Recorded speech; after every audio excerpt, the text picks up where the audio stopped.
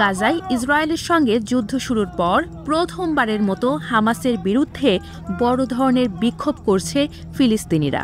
তারা হামাসকে ক্ষমতা থেকে সরে যাওয়ার দাবিতে মিছিল করছে, স্লোগান দিচ্ছে।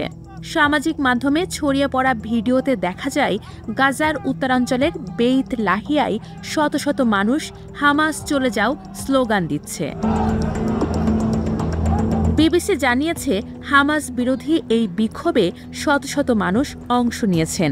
তারা স্বাধীনতাকামী এই গোষ্ঠীর ভূখণ্ডের শাসন ক্ষমতা থেকে সরে আসার দাবিতে রাস্তায় নেমেছেন। এই বিক্ষোভে হামাসের সমর্থকরা লাঠি নিয়ে বিক্ষোভকারীদের ওপর চড়াও হয়।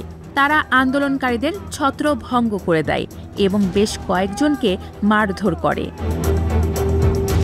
তাদের এই বিক্ষোভের পেছনের কারণ, এর একদিন আগে অর্থাৎ ২৪ মার্চ ইসলামী জিহাদি সংগঠনের সদস্যরা ইসরায়েলের দিকে রকেট হামলা করেছিল।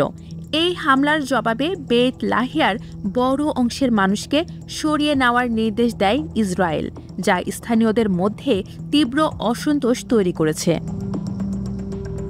বিবিসিকে বেইত লাহিয়ার বাসিন্দা মোহাম্মদ দিয়াব বলেন, আমরা কারো স্বার্থ রক্ষার জন্য জীবন দিতে রাজি নই। হামাসের উচিত জনগণের কথা শোনা। ধ্বংসস্তূপের নিচ থেকে যে কণ্ঠস্বর উঠে আসে সেটি সবচেয়ে সত্য। গাজার আরেক বাসিন্দা মোহাম্মদ আল নাজ্জার ফেসবুকে লিখেছেন, হামাস কিসের উপর ভরসা করছে? আমাদের রক্তের উপর, যে রক্ত গোটা বিশ্ব কেবল সংখ্যা হিসেবেই দেখে। এমনকি হামাসও আমাদের শুধু সংখ্যা হিসেবেই গণনা করে। পদত্যাগ করুন, আমাদের নিজেদের ক্ষত সামলাতে দিন।